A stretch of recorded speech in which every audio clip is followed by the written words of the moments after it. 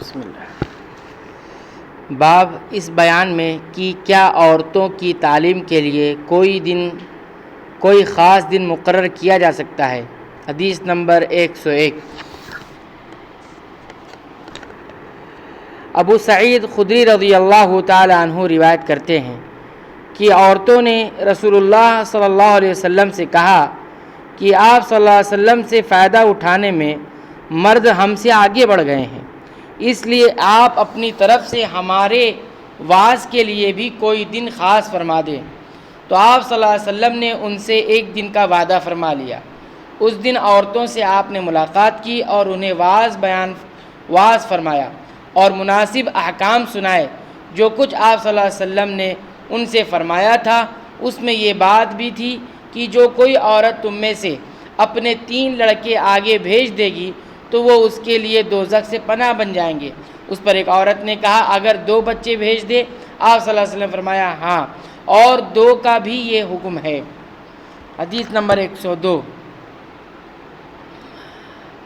ابو ہریرہ رضی اللہ تعالیٰ عنہ بیان کرتے ہیں کہ نبی کریم صلی اللہ علیہ وسلم نے فرمایا کہ ایسے 3 بچے جو ابھی بلوغت کو نہ پہنچے ہو ان کے بارے میں بھی یہی حکم ہے۔ باب اس بارے میں کہ ایک شخص کوئی بات سنے اور نہ سمجھے تو دوبارہ دریافت کر لے تاکہ وہ اسے اچھی طرح سمجھ لے، یہ جائز ہے۔ حدیث نمبر 103۔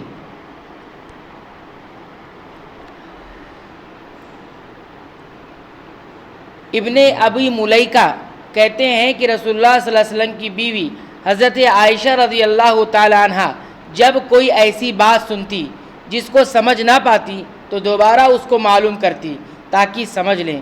چنانچہ ایک مرتبہ نبی کریم صلی اللہ علیہ وسلم نے فرمایا کہ جس سے حساب لیا گیا اسے عذاب کیا جائے گا۔ عائشہ رضی اللہ تعالیٰ عنہ بیان فرماتی ہیں کہ یہ سن کر میں نے کہا کہ کیا اللہ نے یہ نہیں فرمایا کہ عنقریب اس سے آسان حساب لیا جائے گا؟ رسول اللہ صلی اللہ علیہ وسلم فرمایا کہ یہ صرف اللہ کے دربار میں پیشی کا ذکر ہے، لیکن جس کے حساب میں جانچ پڑتال کی گئی سمجھو کہ وہ غارت ہو گیا۔ باب اس بارے میں کہ جو لوگ موجود ہیں وہ غائب شخص کو علم پہنچائیں۔ یہ قول ابن عباس رضی اللہ عنہما نے رسول اللہ صلی اللہ علیہ وسلم سے نقل کیا ہے، اور امام بخاری رحمہ اللہ کتاب الحج میں یہ روایت تعلیق بھی اسناد موجود ذکر کرتے ہیں۔ حدیث نمبر 104۔ ابو شریح سے روایت ہے کہ انہوں نے عمرو بن سعید مدینہ کے جو والی ہیں عمرو بن سعید سے جب وہ مکہ میں ابن زبیر سے لڑنے کے لیے فوجیں بھیج رہے تھے کہا کہ اے امیر مجھے آپ اجازت دیں تو میں وہ حدیث آپ سے بیان کر دوں جو رسول اللہ صلی اللہ علیہ وسلم نے فتح مکہ کے دوسرے دن ارشاد فرمائی تھی۔ اس حدیث کو میرے دونوں کانوں نے سنا اور میرے دل نے اسے یاد رکھا ہے، اور جب رسول اللہ صلی اللہ علیہ وسلم یہ حدیث فرما رہے تھے تو میری آنکھیں آپ صلی اللہ علیہ وسلم کو دیکھ رہی تھی۔ آپ صلی اللہ علیہ وسلم نے پہلے اللہ کی حمد و ثنا بیان کی، پھر فرمایا کہ مکہ کو اللہ نے حرام کیا ہے، آدمیوں نے حرام نہیں کیا۔ تم سن لو کہ کسی شخص کے لیے جو اللہ پر اور یوم آخرت پر ایمان رکھتا ہو جائز نہیں ہے کہ مکہ میں خوریزی کرے یا اس کا کوئی پیڑ کاٹے۔ پھر اگر کوئی اللہ کے رسول کے لڑنے کی وجہ سے اس کا جواز نکالے تو اس سے کہہ دو اللہ نے اپنے رسول اللہ صلی اللہ علیہ وسلم کے لیے اجازت دی تھی، تمہارے لیے نہیں دی، اور مجھے بھی دن کے کچھ لمحوں کے لیے اجازت ملی تھی، آج اس کی حرمت لوٹ آئی ہے جیسے کل تھی، اور حاضر غائب کو یہ بات پہنچا دے۔ یہ حدیث سننے کے بعد راوی حدیث ابو شریح سے پوچھا گیا کہ آپ کی یہ بات سن کر عمرو نے کیا جواب دیا؟ کہا یوں کہ اے ابو شریح حدیث کو میں تم سے زیادہ جانتا ہوں، مگر حرم یعنی مکہ کے کسی خطا کار کو یا خون کر کے اور فتنہ پھیلا کر بھاگنے والے کو پناہ نہیں دیتا۔ حدیث نمبر 105۔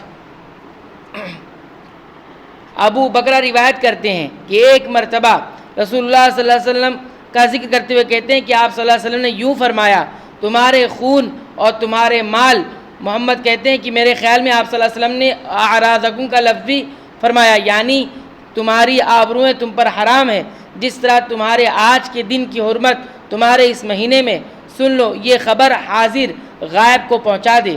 اور محمد جو راوی حدیث سے کہتے تھے کہ رسول اللہ صلی اللہ علیہ وسلم نے سچ فرمایا، پھر دوبارہ فرمایا کہ کیا میں نے اللہ کا یہ حکم تمہیں نہیں پہنچا دیا؟ جس طرح نبی کریم صلی اللہ علیہ وسلم نے اپنے رب کے پیغام کو امت تک بڑی امانت داری کے ساتھ پہنچایا ہے، ایسا ہی ان لوگوں کی بھی ذمہ داری بنتی ہے کہ جو نبی کریم صلی اللہ علیہ وسلم کے فرامین کو سنیں، اور جو لوگ حاضر نہیں ہیں ان تک ضرور پہنچانے کی کوشش کریں۔ اللہ تعالیٰ سے دعا ہے کہ رب العالمین تو ہمیں سنتوں کو یاد رکھنے، سنتوں کے مطابق عمل کرنے اور دوسروں تک پہنچانے کی بھی توفیق عنایت فرمائے، آمین۔